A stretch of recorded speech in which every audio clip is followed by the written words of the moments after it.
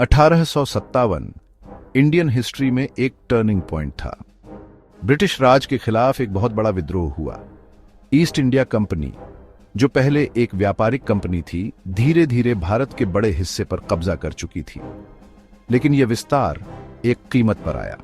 Company की नीतियों, आर्थिक लालच और सांस्कृतिक श्रेष्ठता के कारण भारतीय समाज के अलग अलग वर्गों में फूट डाल दी गई। असंतोष अंदर ही अंदर पकता रहा, बस सही मौके का इंतजार था। 19वीं सदी के मध्य तक भारत बारूद के ढेर जैसा था, बस चिंगारी की देर थी। अवध जैसे राज्यों का विलय संदिग्ध आधारों पर शासक वर्ग को नाराज कर गया।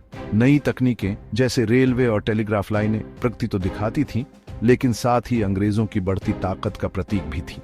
एक टकराव का मंच तैयार हो गया था, एक ऐसा संघर्ष जो भारत और ब्रिटेन के रिश्ते को हमेशा के लिए बदल देगा। अंग्रेजों के खिलाफ शिकायतें बहुत सारी थीं और अलग अलग भी पूरे भारतीय समाज में फैली हुई थी। किसान, जो आबादी का बड़ा हिस्सा थे, शोषणकारी भूमि राजस्व नीतियों का खामियाजा भुगत रहे थे। इन नीतियों के कारण कर बढ़ गए और बहुत से किसान कर्ज में डूब गए। पुराने जमींदार, जिनसे उनकी शक्ति और विशेषाधिकार छीन लिए गए थे, औपनिवेशिक काल से पहले के खोए हुए वैभव के लिए तरस रहे थे। धार्मिक समुदाय, हिंदू और मुस्लिम दोनों, अंग्रेजों के सामाजिक सुधारों को अपनी परंपराओं और मान्यताओं के लिए खतरा मानते थे। सती प्रथा का उन्मूलन और विधवा विवाह को कानूनी मान्यता देना भले ही नेकनियति से किया गया हो, लेकिन उनके धार्मिक रीति रिवाजों में दखल अंदाजी माना गया। नई राइफल कारतूस, जिनके बारे में अफवाह थी कि वे जानवरों की चर्बी से छुपड़ी है, भारतीय धार्मिक भावनाओं के लिए अंग्रेजों की उपेक्षा का एक बड़ा प्रतीक बन गई। यह सुलगता हुआ असंतोष कुख्यात एनफील्ड राइफल कारतूसों में केंद्र बिंदु पाया। ब्रिटिश भारतीय सेना में लाई गई नई राइफलों में इस्तेमाल होने वाले इन कारतूसों को सिपाहियों को भरने से पहले चुपड़े हुए सिरे को काटना पड़ता था। अफवाहें आग की तरह फैल गईं कि इस्तेमाल की गई चर्बी गाय और सूअर की चर्बी से बनी है, जो हिंदुओं और मुसलमानों दोनों के लिए अपवित्र माना जाता है। यह छोटी सी बात सिपाहियों के धार्मिक विश्वासों के बिल्कुल खिलाफ थी। यह अंग्रेजों की असंवेदनशीलता और अत्याचार का प्रतीक बन गई। 10 मई 1857 को मेरठ में, जो दिल्ली के पास एक शहर है, सिपाहियों ने कारतूस इस्तेमाल करने से मना कर दिया और विद्रोह शुरू हो गया। यह अवज्ञा का कार्य एक उत्प्रेरक साबित हुआ, जिसने पूरे उत्तर और मध्य भारत में विद्रोह की आग लगा दी। गदर जल्दी ही एक पूर्ण विद्रोह में बदल गया और ब्रिटिश शासन के खिलाफ लंबी लड़ाई में एक निर्णायक मोड़ बन गया। मेरठ में शुरू हुआ विद्रोह तेजी से गंगा घाटी और मध्य भारत में फैल गया। दिल्ली, जो कभी शक्तिशाली मुगल साम्राज्य का केंद्र था, विद्रोह का प्रमुख केंद्र बन गया। विद्रोहियों, जिनके साथ अन्य रेजिमेंट के असंतुष्ट सिपाही भी शामिल हो गए, ने बूढ़े मुगल बादशाह बहादुर शाह जफर को विद्रोह का प्रतीकात्मक नेता घोषित कर दिया। कानपुर, लखनऊ, झांसी और आरा प्रतिरोध के अन्य प्रमुख केंद्र बनकर उभरे। इन जगहों पर विद्रोह ने स्थानीय रंग ले लिया, लोगों की विशिष्ट शिकायतों को दर्शाता हुआ। सिपाहियों ने शुरुआती बल तो दिया, लेकिन जल्द ही स्थानीय शासक, जमींदार और किसान भी उनके साथ आ गए, ब्रिटिश शासन के विरोध में एकजुट होकर। विद्रोह भले ही केंद्रीकृत कमान संरचना की कमी थी, लेकिन ब्रिटिश सत्ता के लिए एक महत्वपूर्ण चुनौती बन गया। भाग 5, अगुवाई करते हुए विद्रोह के चेहरे। 1857 के विद्रोह में कई करिश्माई नेता उभरे, जिन्होंने प्रतिरोध की भावना का प्रतीक बने। अलग अलग पृष्ठभूमि और जीवन के विभिन्न क्षेत्रों से आए इन लोगों ने अपने समुदायों को संगठित करने और ब्रिटिश सत्ता को चुनौती देने में महत्वपूर्ण भूमिका निभाई। रानी लक्ष्मीबाई, झांसी की रानी, अपनी बहादुरी और दृढ़ संकल्प के लिए एक महान व्यक्तित्व बन गई। नाना साहेब, मराठों के आखिरी पेशवा के दत्तक पुत्र, ने अपने अनुयायियों को अंग्रेजों के खिलाफ लड़ाई में इकट्ठा किया। तात्या टोपे, नाना साहेब के करीबी सहयोगी, एक कुशल सैन्य कमांडर साबित हुए। ये नेता और अनगिनत अन्य लोग, जिनके नाम इतिहास में दर्ज हैं, अपने अनुयायियों को प्रेरित करते थे और अंग्रेजों के दिलों में डर पैदा करते थे।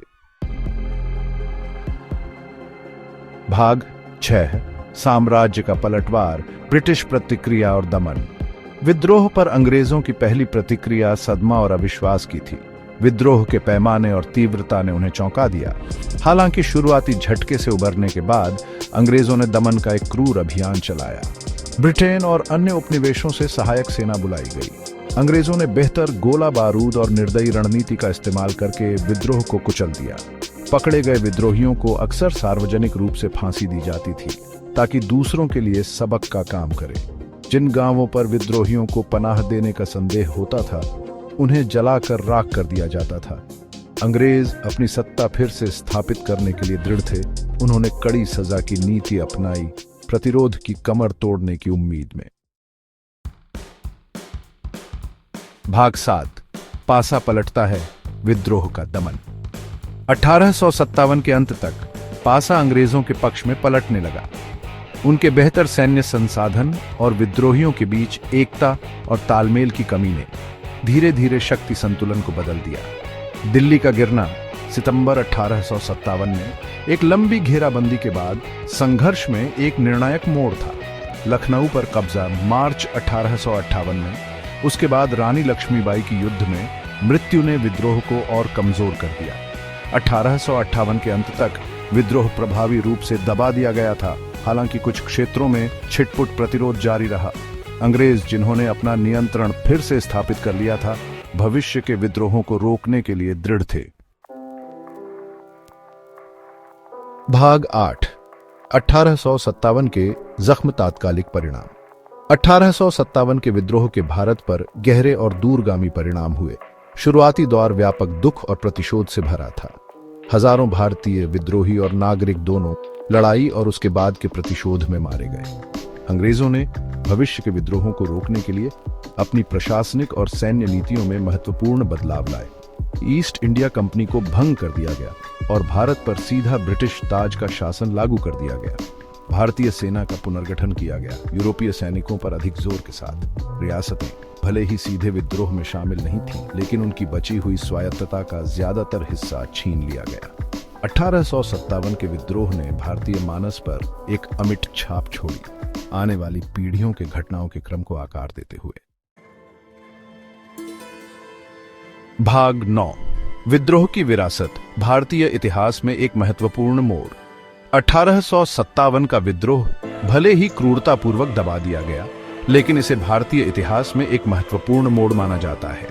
इसने ईस्ट इंडिया कंपनी के शासन के अंत और सीधे ब्रिटिश ताज के नियंत्रण के युग की शुरुआत को चिह्नित किया, और महत्वपूर्ण बात, इसने भारतीय राष्ट्रवाद के बीज बोए। अलग अलग क्षेत्रों और पृष्ठभूमि के लोगों को एक साझा दुश्मन के खिलाफ एकजुट किया। विद्रोहियों के बलिदान, उनकी साहस और दृढ़ संकल्प आने वाली पीढ़ियों के स्वतंत्रता सेनानियों के लिए प्रेरणा बने। विद्रोह ने ब्रिटिश शासन की कमजोरियों को उजागर किया और उनकी अजेयता के मिथक को तोड़ दिया। इसने 19वीं सदी के अंत और 20वीं सदी की शुरुआत में संगठित राष्ट्रवादी आंदोलनों के उदय का मार्ग प्रशस्त किया, जिसने अंततः 1947 में भारत की स्वतंत्रता की ओर अग्रसर किया। 1857 का विद्रोह भले ही तात्कालिक अर्थों में एक विफलता थी, लेकिन भारत की स्वतंत्रता के लिए लंबे संघर्ष में एक महत्वपूर्ण मोड़ साबित हुआ।